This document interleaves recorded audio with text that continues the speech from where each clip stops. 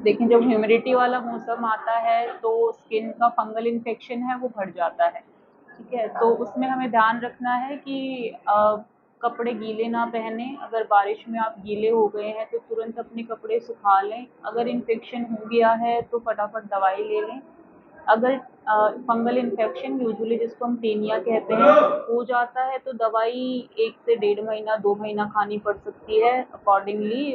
और वो भी अगर बीच में पेशेंट छोड़ देता है तो और पीरियड बढ़ जाता है, फिर रिकरेंट पेशेंट आते रहते हैं। और जैसे कि अब इतने दिनों से पानी भरा हुआ था तो बहुत सारे लोग टीनिया पाँव में लेके आ रहे हैं, क्योंकि जहाँ से भी जा रहे होंगे पाँव गीले हो रहे होंगे।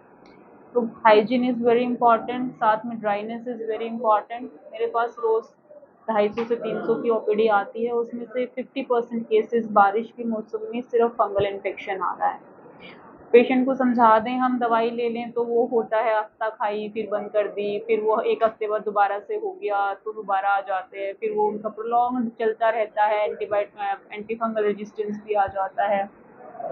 तो द मेन थिंग इज कि ड्राइनेस रखना है, कोशिश करें ठंडे में रहने की। वो बहुत मुश्किल है, पसीना आ जाता है तो रात को नहाए बिना ना सोएं।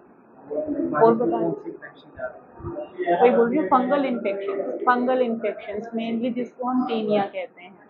तो और भी कोई डिजीज है ना, जैसे और इन्फेक्शन होने के जो चांसेस होते हैं? तो एक बार जब इन्फेक्शन हो जाता है ना तो जब स्किन का बैरियर ब्रीच कर जाता है तो सुपर एडेड बैक्टीरियल भी हो जाता है पेशेंट्स को। बाकी हमारे पास स्केबीज बहुत आता है जो सीजनल इन्फेक्शंस होते हैं। उसके अलावा तो सोरियासिस ये सब का इन्फेक्शन से ज़्यादा कोई लेना देना नहीं होता, वो तो एवरी सीजन आते ही रहते हैं। कोई एज फैक्टर भी होता है कि ऐसी एज के लोग को एज ज्यादा फैक्टर हम इतना नहीं कह सकते, पर इम्यूनिटी का फर्क पड़ता है। अगर किसी भी वजह से आपकी इम्यूनिटी लो है तो फंगल इन्फेक्शन होने के चांसेस आपको बढ़ जाते हैं।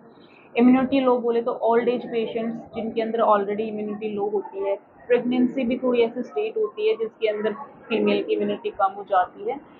इसके अलावा अगर आपको शुगर है, डायबिटीज़ डायबिटीज़ का मरीज़ तो हर हर इन्फेक्शन के लिए प्रोन होता है। तो इम्यूनिटी के यही कॉजेज़, या फिर अगर आपको एचआईवी का इन्फेक्शन है तो उसमें इम्यूनिटी कम हो जाती है तो उसमें फंगल इन्फेक्शन बहुत फ्रीक्वेंटली हो जाते हैं। बच्चे में अगर खून की कमी है, बच्चा अच्छे से खाना पीना नहीं खाता है, बाहर की चीज़ें ज़्यादा खा रहा है, उसमें भी हो जाता है। और इन इन्फेक्शंस की एक बात है, अगर घर में एक को हो गया, क्लोज कांटेक्ट में जितने भी लोग होते हैं उनको सबको हो जाता है।